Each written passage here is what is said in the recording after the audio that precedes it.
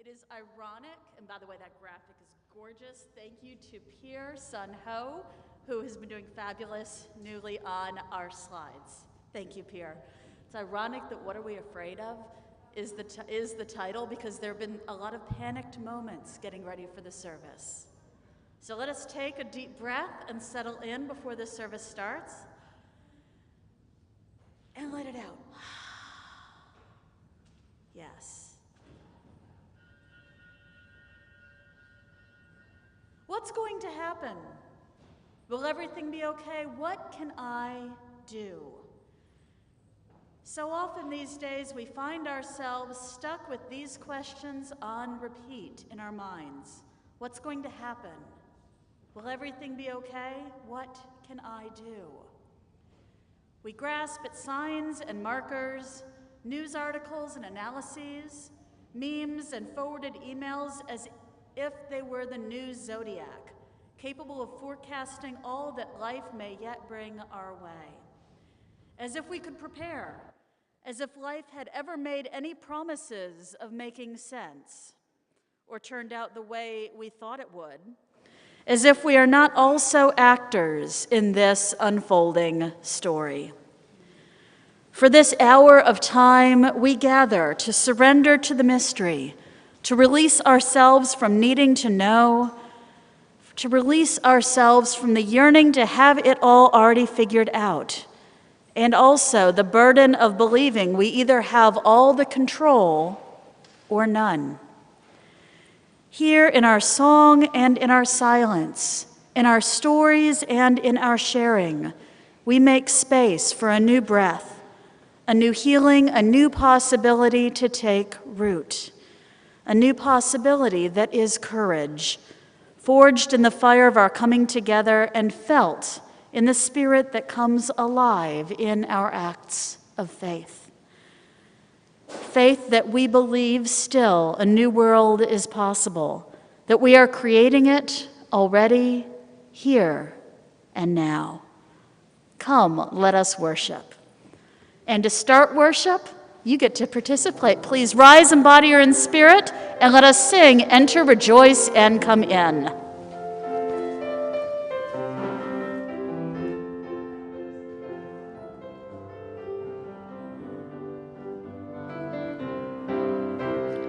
Enter, rejoice, and come in. Enter, rejoice, and come in. Today will be a joyful day. Enter, rejoice, and come in. Open your ears to the song. Open your ears to the song. Today will be a joyful day. Enter, rejoice, and come in. Open your hearts, everyone. Open your hearts, everyone. Today will be a joyful day. Enter, rejoice, and come in. Don't be afraid of some change. Don't be afraid of some change. Today will be a joyful day. Enter, rejoice, and come in. Enter, rejoice, and come in. Enter, rejoice, and come in. Today will be a joyful day. Enter, rejoice, and come in.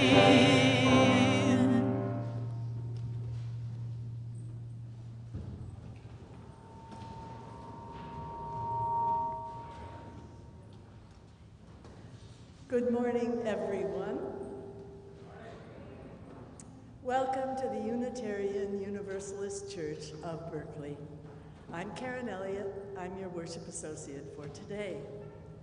This is a welcoming congregation, and we are always working on how to better welcome and care for one another. If this is your first time here in the sanctuary or at home online, we're so glad you've come. Whoever you are, we welcome you today and any day in the fullness of who you are. As we begin, we want to acknowledge that this church occupies land in Huichin, the unceded territory of the Chochenyo-speaking Ohlone people. We understand that we continue to benefit from the seizure and occupation of this land. We acknowledge and embrace our responsibility to take restorative action. We affirm that this is deeply felt, and we commit our congregation to be in right relationship with Indigenous communities, aligning in solidarity, supporting Indigenous projects, and caring properly for the land. Let us kindle our chalice flame with these words by Cynthia Landrum in honor of Veterans Day, last Friday, November 11th. In honor of those who have served and those who continue to serve, at home and abroad, for peace and in war, we light our chalice and we offer our thanks. We also pause to remind ourselves of some of the foundations of resilience which we need so badly. With Reverend Michelle, we light a candle of courage, a candle of acts of service, a candle of fellowship, and a candle of hope. May we find and cultivate these foundations of resilience in ourselves and in one another. Now, please rise in body or spirit as you're able, and join us in singing our opening song, our second opening song, Rise Up, O Flame. The words will be on screen.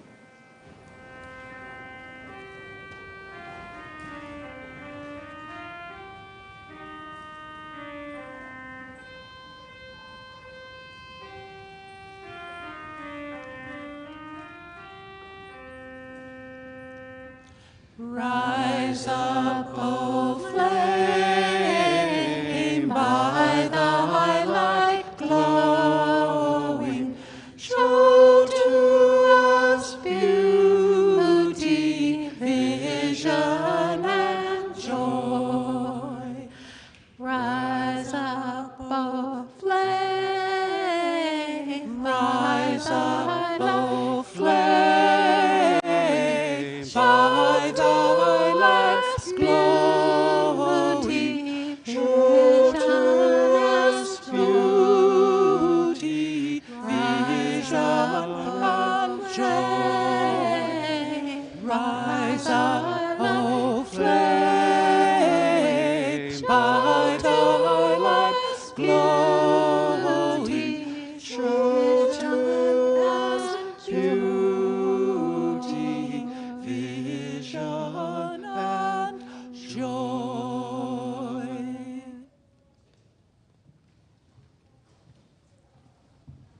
Please remain standing if you can, and join me in saying our covenant. Love guides this church. The quest for truth and justice is its common purpose.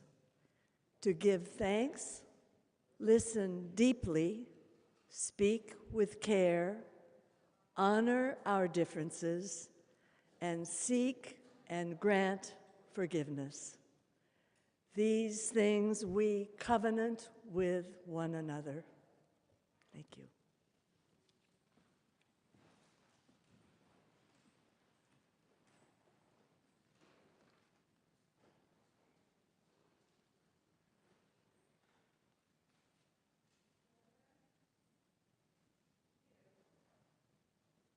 Are young of body or spirit.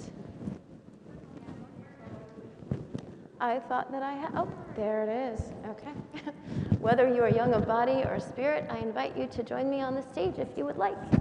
And we have a special treat this time. We have the pictures on the screen, if you'd like to watch that way.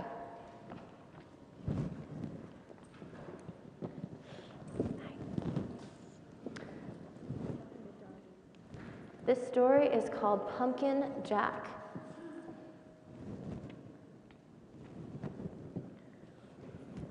When Tim carved his first pumpkin, it was fierce and funny and just perfect. A jack-o'-lantern this good deserved a name, so Tim gave it a name, Jack. Jack the jack-o'-lantern. Long after the best trick-or-treat candy was eaten, Tim still kept Jack.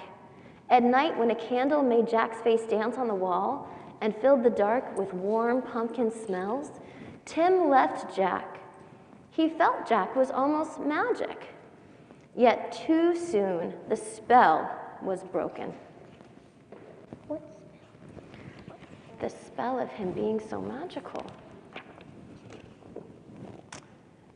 This pumpkin is beginning to rot, announced Mom. It's time to throw it out. Tim knew it was useless to argue. He carried Jack to the garden, which was filled with the brown ghost of last summer's plants. A dead garden is better than a trash can, thought Tim. Still, it made him sad to leave Jack outside, all alone.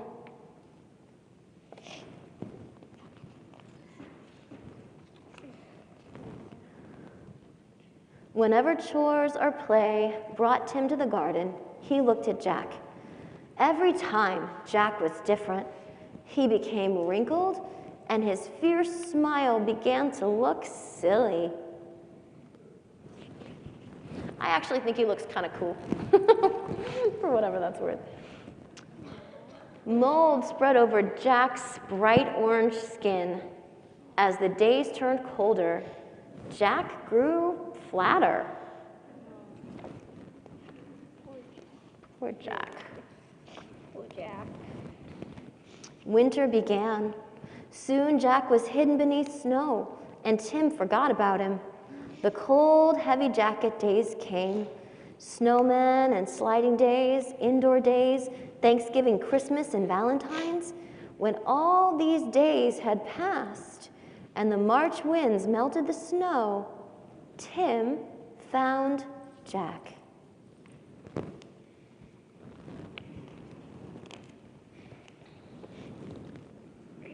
There wasn't much left, just a faded and crumpled pumpkin skin, a stem, and a few seeds.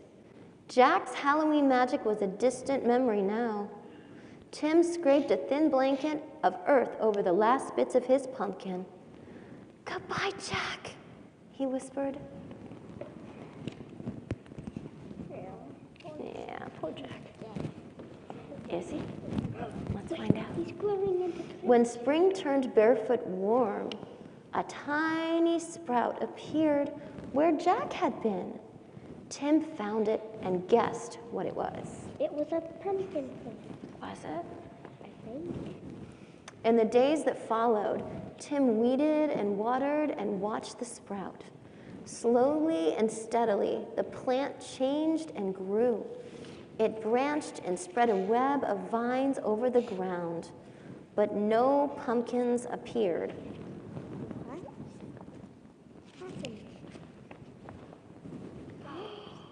The days turned hot. Flowers opened on the plant each morning, yellow stars that twisted and shut forever in the afternoon. Still, there were no pumpkins. Not yet. Finally, Tim found a little green ball growing behind a crumpled blossom. A pumpkin! Tim let out a whoop and ran to show his mom. By August, the plant had spilled onto the lawn. Tim's favorite game became pumpkin hunting. He carefully waded among the leaves, searching for green pumpkins like hidden treasures.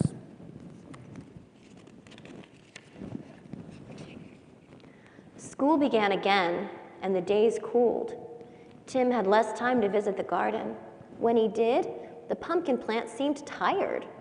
There were few new leaves, and the old tattered ones no longer hid the fat green pumpkins. Then, one October morning, Tim woke to see frost coating the garden. The frozen plants seemed to change to pale blue grass.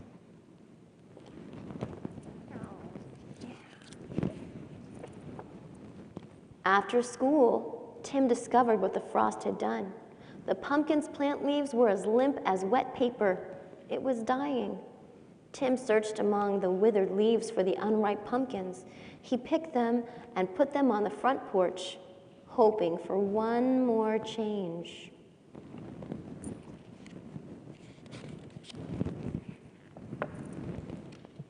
By Halloween, the pumpkin had ripened to bright orange. There were many, for the plant had been generous. Tim was generous too. He gave away all but one. Look at all the people he gave pumpkins to.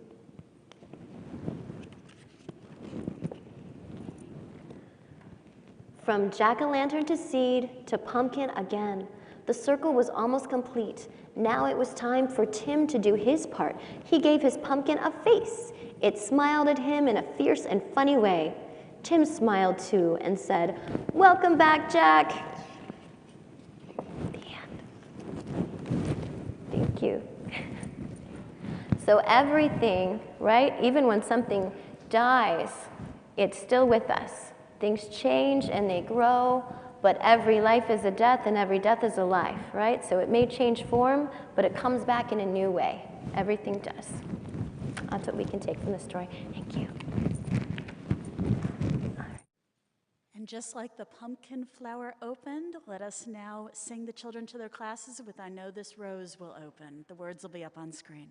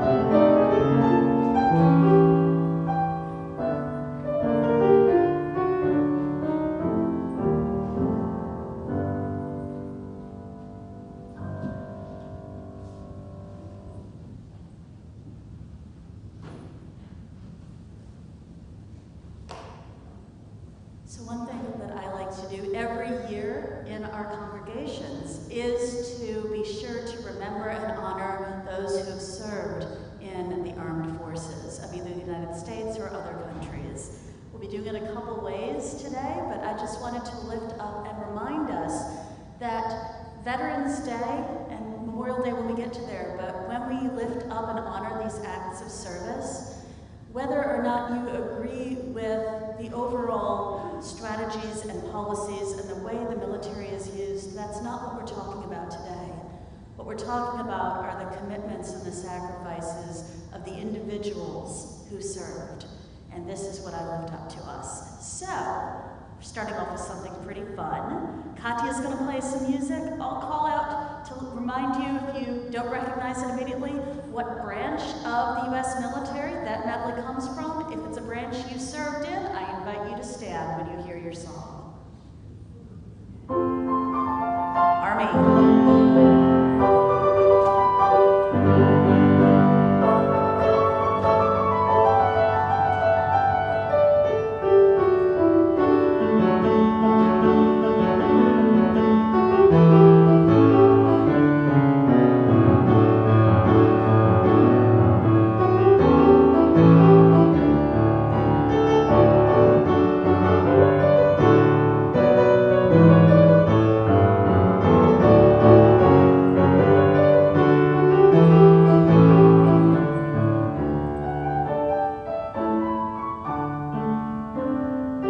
Marines.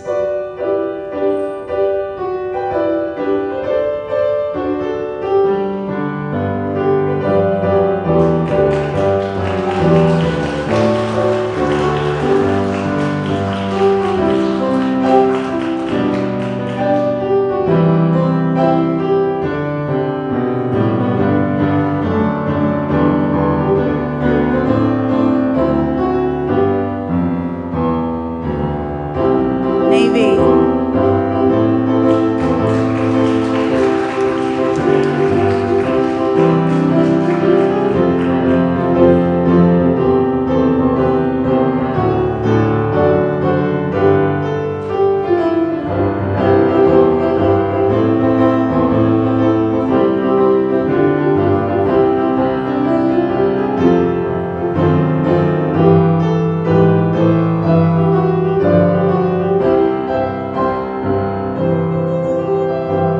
Air Force.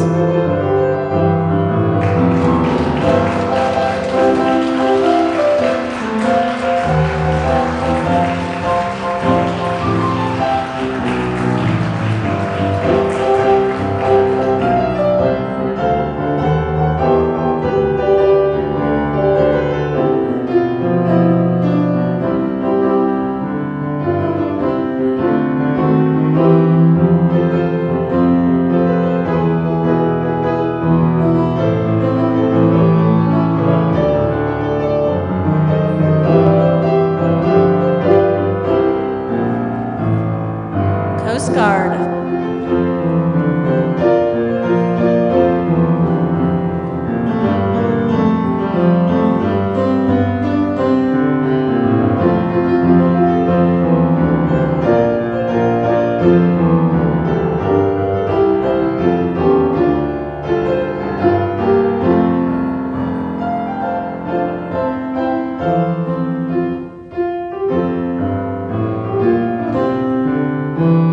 I think we're to the last one, the sixth branch, the Space Force.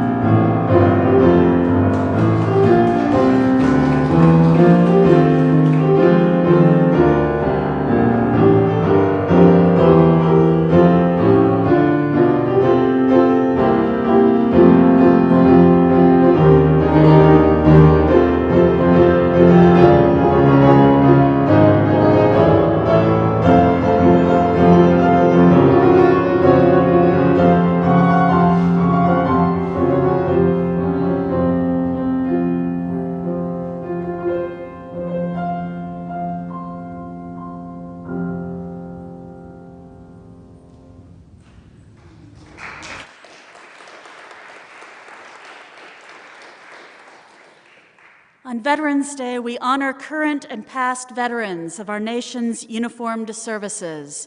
And I lift up and honor the veterans of any nation's uniformed services and their families for their service.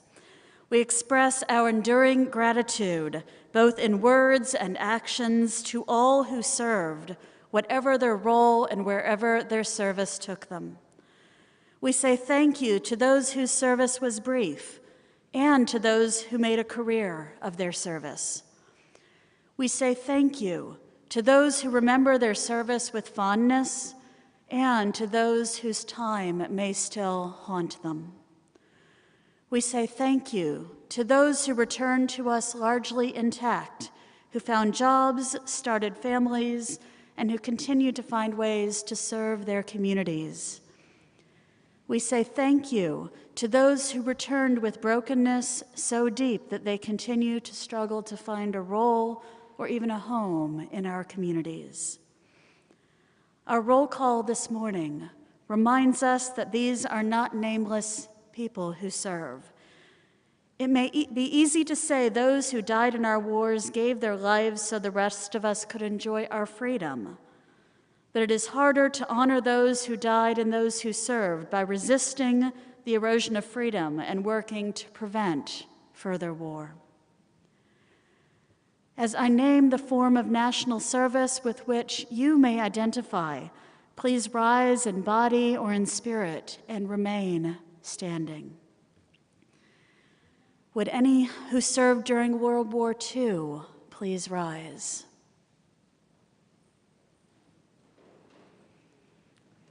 Would any who served in the Korean War please rise? Would those who served during the Vietnam War please rise? Would those who served during the first Gulf War please rise? Would those who served during the war in Afghanistan and Iraq please rise? Would those who served in the uniformed services during peacetime please rise?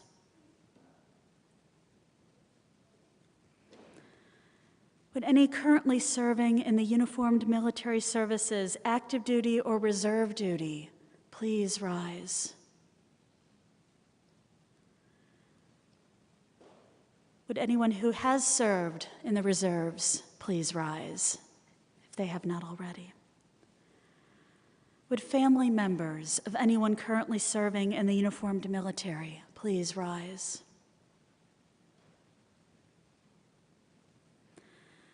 Would family members of anyone who has served in the uniformed military services, active duty or reserve duty, please rise? Would those who have a friend or a neighbor who serves or has served in the military please rise? We honor your service and that of your family member, your friend, your neighbor, and the integrity and courage of the choice to serve. We honor the sacrifices that have been made in service to our country. Thank you. And if you look around, you can see virtually everyone in the room is standing. Such is the reach of their commitments.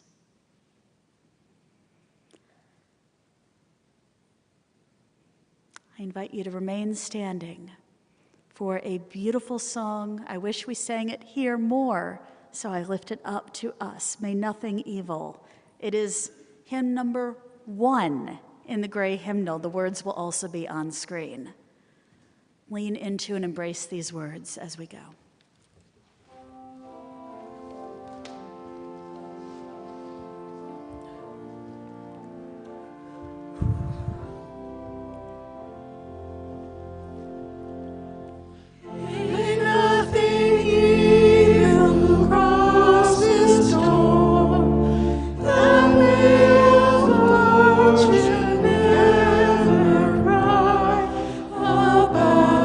These windows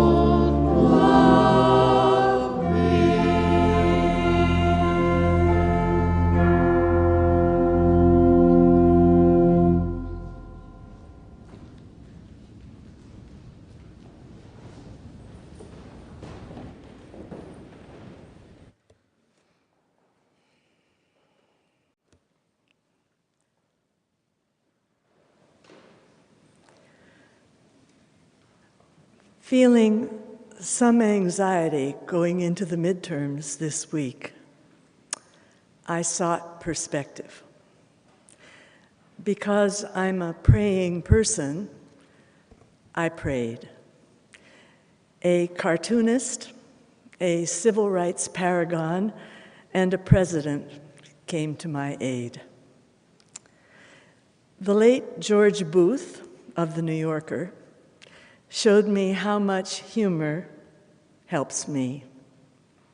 His New York Times obituary, it was marvelous. I really recommend you read it if you haven't yet. Vividly evoked for me his crazy, tender cartoons. Pointy-eared bull terriers squatting in rooms exploding with chaos. Screeching cats, besieged humans.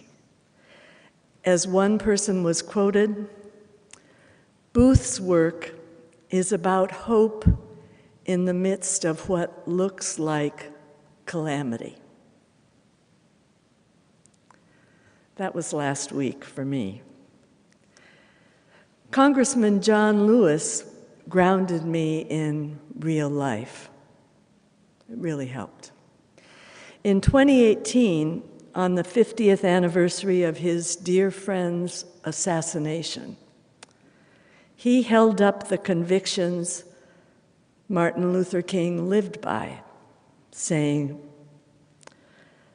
"Dr. King insists that we must be optimistic, that we must be hopeful, and we must be part of the change we seek. We cannot get lost in the sea of despair." He was hopeful. He was always moving toward the future. He would tell us to stand out, speak up, speak out. Find a way to get in the way, to get in trouble. Good trouble, necessary trouble. Lewis said King would encourage activists of today, and I add UUCB folks, to keep going. That, quote, the message of Dr. King would be not to give up, not to give in, never become bitter or hostile. For hate, never hate. For hate is too heavy a burden to bear. Perspective. And finally, Abraham Lincoln pointed me toward purpose. I've altered the language slightly here in order to include the numberless Americans who have fought, persevered, lived and died in the 160 additional years since he wrote this. You'll recognize it. 77 years ago, our fathers brought forth on this continent a new nation, conceived in liberty and dedicated to the proposition that all people are created equal. Now we are engaged in a great civil war, testing whether that nation or any nation so conceived and so dedicated can long endure. We are met on a great battlefield of that war. We have come to dedicate a portion of that field as a final resting place for those who here gave their lives that that nation might live. It is altogether fitting and proper that we should do this. But in a larger sense, we cannot dedicate. We cannot consecrate. We cannot hallow this ground. The brave men and women, living and dead, who struggled here and throughout this nation have consecrated it, far above our power to add or detract. The world will little note nor long remember what we say here, but it can never forget what they did. It is for us, the living, to be dedicated to the unfinished work, which they who fought have thus far so nobly advanced. It is for us to be dedicated to the great task remaining before us, that from these honored dead we take increased devotion to that cause for which they gave the last full measure of devotion. That we here highly resolve that these dead shall not have died in vain. That this nation, under God, shall have a new birth of freedom, and that government of the people, by the people, for the people, shall not perish from the earth. Abraham Lincoln.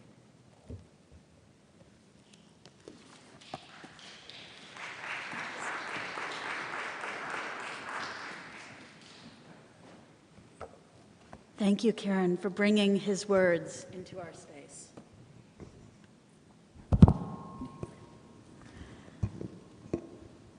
So I want to start out by telling you an absolutely adorable story, telling you a little, just summarizing the story. This is a Dr. Seuss story. What was I afraid of? So it's this adorable little Seussian yellow character that's just going around minding its own business. And then one day it passes a pair of pale green pants with nobody inside them that's walking around. You'd be scared too, right? So the character runs away, stays in for several days, but then has to go out again, and then once again runs into the pair of pale green pants with nobody inside them. Runs away again. And so the story proceeds that they keep, accidentally meeting up with and running away from this pair of pale green pants with nobody inside them. Till finally, Seuss, the character, gets into a field. It's this big field in the dark, and they are stuck there, and suddenly turn around, and it's just them and the pair of pale green pants with nobody inside them. And they have nowhere to go, and they're trembling and almost crying, and then they realize the pants are trembling and almost crying because of how badly they've scared the pants. And then they make friends, and so they comfort the pants, and they make friends, and all is better, and is the end of a fabulous Dr. Seuss story, right? Now, it's a cute story.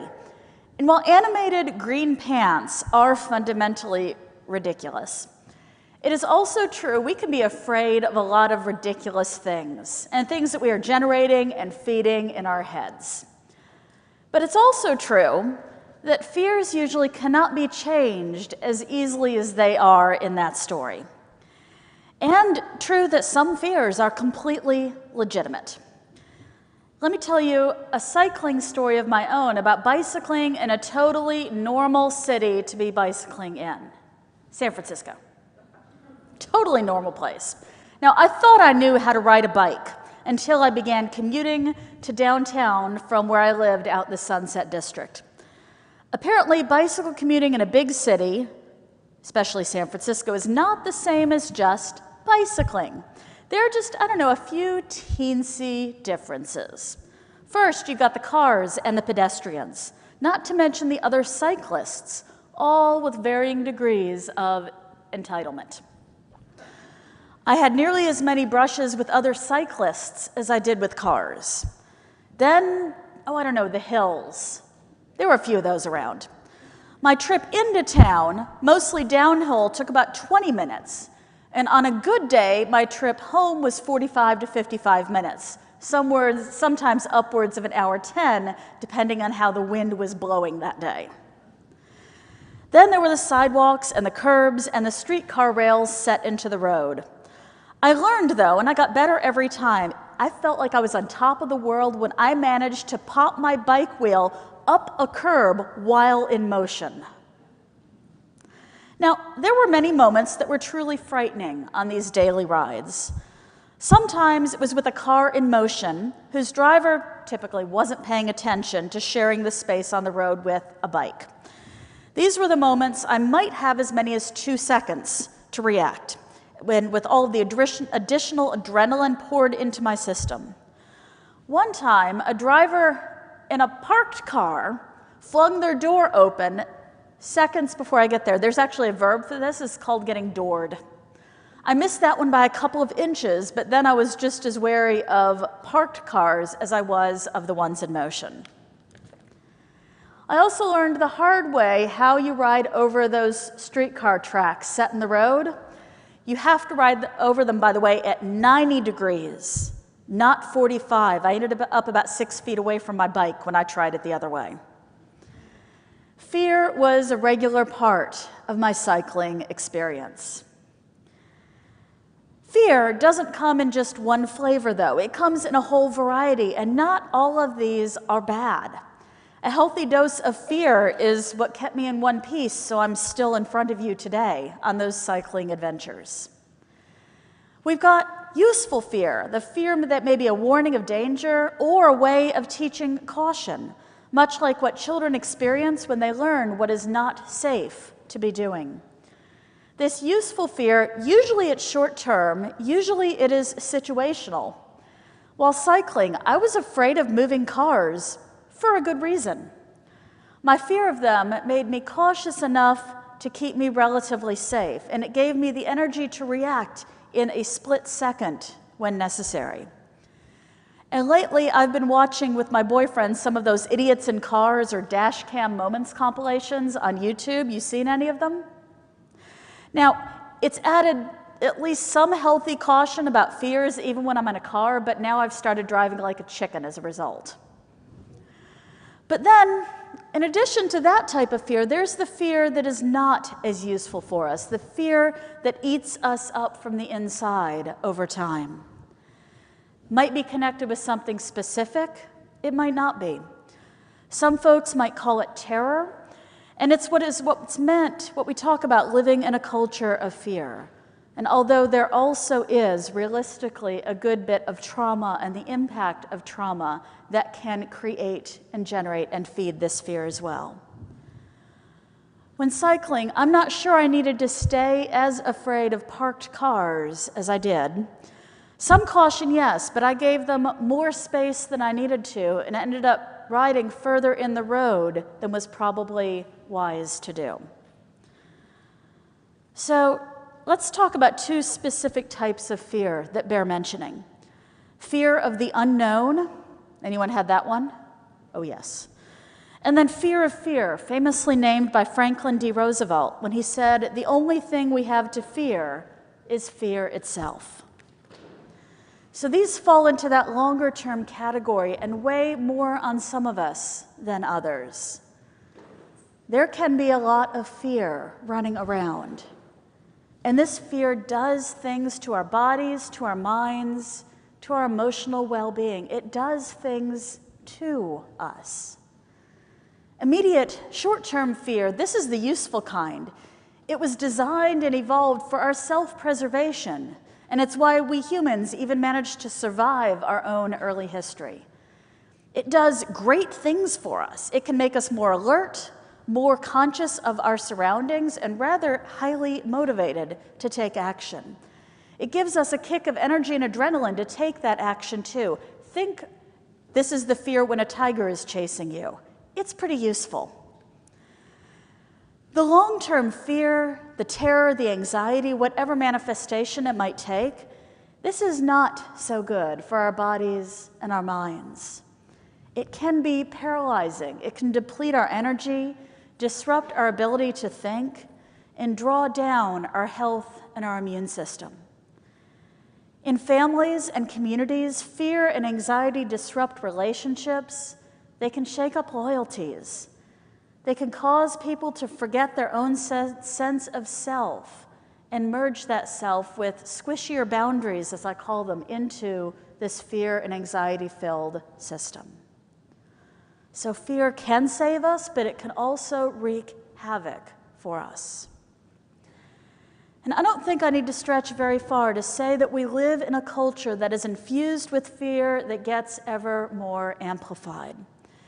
And I don't think that's necessarily the nostalgia of wishing for less fearful times. To be sure, there have always been plenty of things to be afraid of. That's not what I'm talking about. Instead, I'm talking about the inflated and artificial fears that can make it doggone difficult to find peace of mind, and instead amp up our anxiety to constantly high levels. And that's when the fear really begins to eat away at our long-term well-being. So some of these things, though, that we're afraid of aren't real at all. And I bet each one of us could list a variety of amplified fears that are either amplified beyond their reality or that really aren't real. And I want to focus in on one of them that's at least distant enough to be safe enough to talk about. This is one from the 70s and the 80s. Thought of it because Halloween.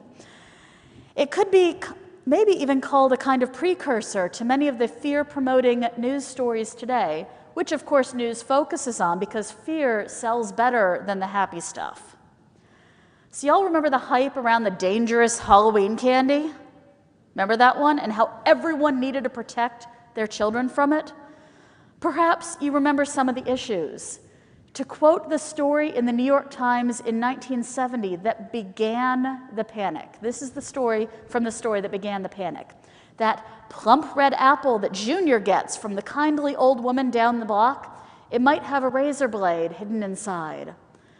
The chocolate candy bar may be a laxative. The bubble gum may be sprinkled with lye. The popcorn balls may be coated with camphor. The candy may turn out to be packets containing sleeping pills. So maybe not the original story, but do you remember some of those sentiments? As ridiculous as it may sound, the fear persisted. I remember it from throughout my childhood. And a 1985 poll showed that 60% of parents feared their children would become victims of this dangerous Halloween candy. I remember hospitals offering candy bag x-rays on Halloween, and cautions got promoted by our school teachers. Okay, my parents probably weren't in that 60% though. They'd spend about 2 seconds glancing at the candy, checking it for poison and say, fine, whatever. But the overall atmosphere of fear was real. But how real were the things we were afraid of really? Sociologist Joel Best finally took on this question about the Halloween candy. He examined every reported incident of Halloween injuries since 1958 and found there had not been a single death or serious injury that could be attributed to it. Not surprising, right? He found a few instances of sharp objects in bags, but the vast majority were just good old-fashioned hoaxes from acquaintances or even just other kids. Not the unknown, dangerous stranger. Now, there were 2 reported cases of deaths from Halloween candy, but that's not what actually caused the deaths. In one, family members had sprinkled heroin on a 5-year-old's candy to try to fool the police because the child had accidentally found his uncle's supply in the house. The other, cyanide-poisoned candy, found the father had spiked the candy to try to collect on the insurance. So these are tragedies, absolutely. but they are family-based tragedies, and tragedies that we could wax on have other things to do with society, but have no actual connection to the fear about Halloween candy. The long-running Halloween scare was inflated and actually artificial once we stop and look at the actual facts. And even worries about things that are real, once they're blown out of proportion, do real harm. Here's one that is more present-day relatable. There have been studies done about the fear of cancer, for instance. Americans generally overestimate its prevalence and underestimate their own risk, and often put themselves at a greater degree of risk as a result. One study showed that women in their 40s estimated they had a 1 in 10 chance of dying from breast cancer, when the real risk was closer to 1 in 250. So they overestimated their own risk. So if they think they have a greater risk, they keep a closer watch on it, right? No, the opposite, actually. The more afraid they are, the less likely they are to do the self-exams they need. Many studies have found that across genders, a huge number of people delay going to the doctor even when they believe they have symptoms of cancer. I hope there are not too many folks like that here. Please don't be. It is a strange thing that fear does to us. So what do we do about that fear? What do we do about the fear that either pokes us in the moment or lurks barely at the edge of our consciousness? How do we stay resilient when it's there? Now, for the immediate fear with a direct cause that is short-term and specific, in many ways, this is the easy type of fear to be resilient through. And I certainly saw a lot of this during my time as a cyclist. I'd encounter a threat, with the most dangerous being in the form of cars that weighed a lot more than I did. I'd react to it in the moment of fear, perhaps the tightest example of an immediate fear, because the moment it's gone, the moment the car has gone past, the fear is gone. Now, this doesn't mean the heart slows immediately, but the need for the fight, flight, swerve reaction is over, and I could let go of the fear, logically. One method I was told about that worked for me was akin to the wild animals and how they would gear up for a chase or a fight and then let the moment go. So I can imagine myself as a tiger riding a bike, letting go of the fear of the cars once they were gone. Okay, not really. I can't. It's kind of hard to imagine a tiger holding onto the handlebars and such, but anyways, it's still fun. Maybe this was a successful method, maybe not, but I did keep riding. The fear wasn't enough to keep me off the bike. But what about the longer or larger fears, the ones that weigh down our hearts and our being and that eat at us over time? Writer and management consultant and frankly all-around awesome thinker Margaret Wheatley says this about addressing long-term fears. She suggests an antidote from fear, experiencing ourselves as part of something bigger and wiser than our little crazed self, through sacred experiences, sacred moments, grace-filled moments, when we invite one another to open up to life and each other. So there's a lot packed in there. The first part touches me, thinking that an antidote for fear is experiencing oneself as part of something bigger and wiser than just one's own little crazed self. There's something to be said for that. All by my little lonesome self, I can get wrapped up in so many fears and just really get myself going, letting them grow into things that they aren't. That's just by myself, though. The fact is, remember, we need each other. I think we need each other far more than we're willing to admit. And Wheatley adds this spiritual dimension as well, experiencing ourselves as something greater than our own individual selves through sacred experiences and sacred moments, however we might understand those to be. And frankly, that's about how I define the word spiritual and spirituality. Not only does this enlarge us as human beings, but it has the power to address our lingering fears. On a practical level, sometimes it looks like opening ourselves to the help from other people? Who likes asking for help here? Anybody? Oh, there's some people, yay!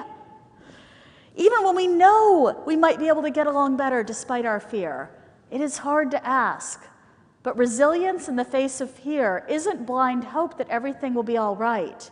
That evaporates the first time things aren't. No, resilience comes from someplace deeper in us or someplace outside of us. All right, why am I talking about fear today? Karen mentioned a little, and I agree also. How many of us were afraid going into the midterm elections this past week? Yeah.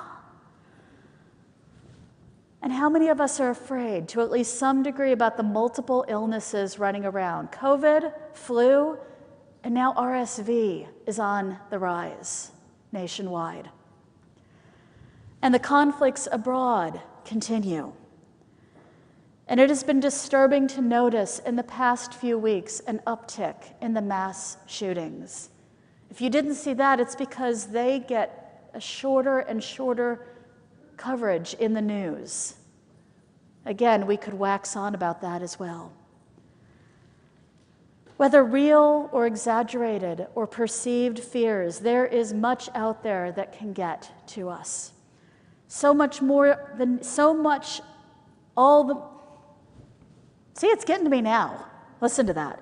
So there's all the more need to seek resilience and foundations and our sources and keep them at the ready.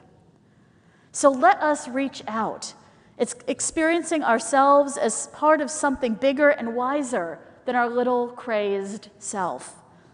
Through sacred experiences, sacred moments, grace-filled moments that we invite when we open up to life and each other. Look around, the people next to you, the people behind you, the people in front of you. You have people here to go through all of this together with. Reaching out beyond ourselves, finding moments, solidarity, moments of grace, reaching out. While the fears of tomorrow are uncertain, although we can name many of them that may be, I'm sure there will be challenge and fears. The only certainty I know of is that we'll be able to face them together. Blessed be.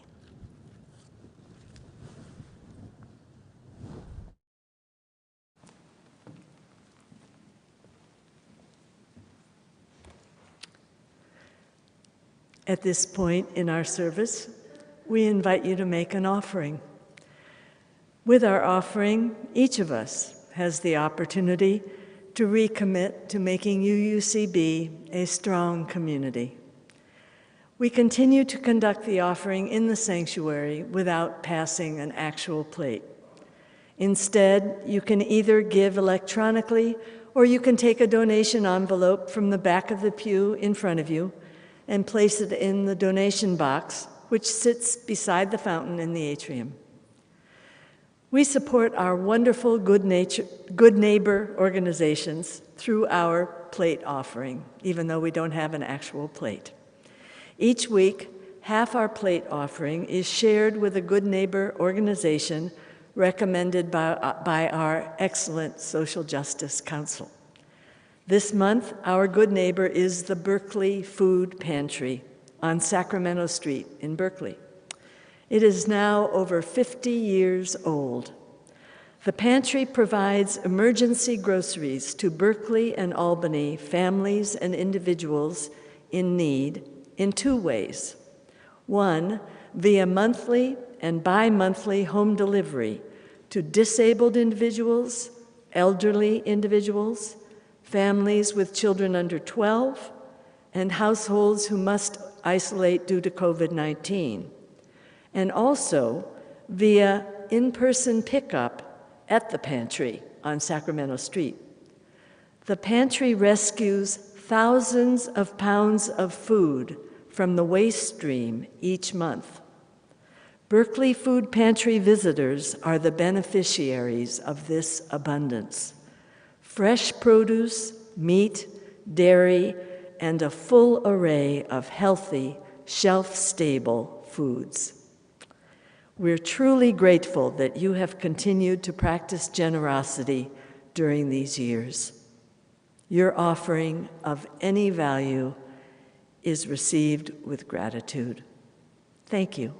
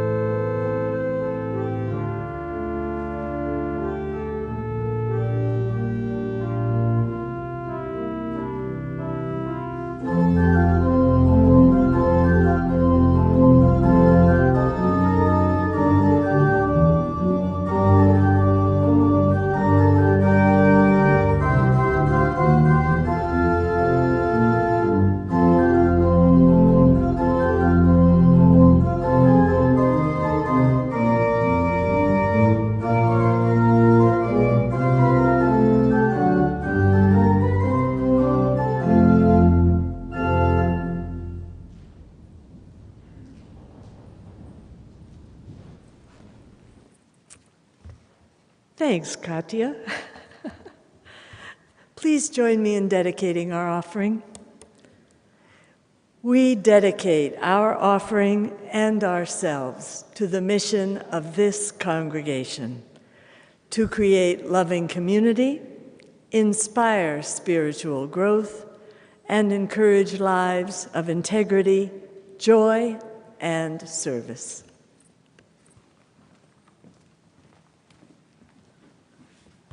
It has been great being here this week and seeing one another. And we have lots of cool stuff going on. If you are new to UUCB, new to Unitarian Universalism, and want to hear some more about this faith thing that we do here, please join us for a new to UU information session in the fireside room at 12:30. And let's see, next week, personal theology. So that's 9:30 Sunday mornings.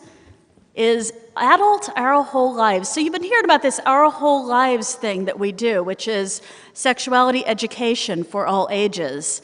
Well, for the first time ever, UUCB is holding the other side of the all ages and is hosting Adult Our Whole Lives next week, if you want to hear more for the personal theology time. And a huge shout out and thank you to Alice Lemieux, who coordinates and makes our OWL programs happen. Thank you, Alice.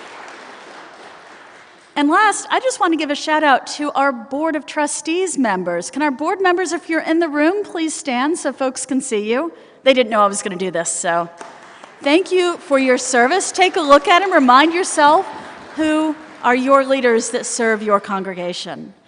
And now let's finish with some singing. Please rise in body or in spirit. We'll be singing Lean on Me. The words will be up on screen.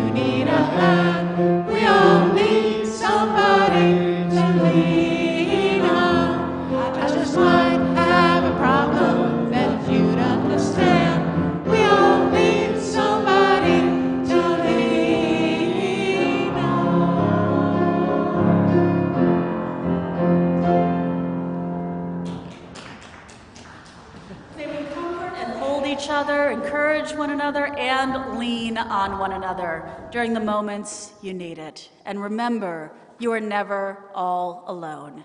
Blessed be.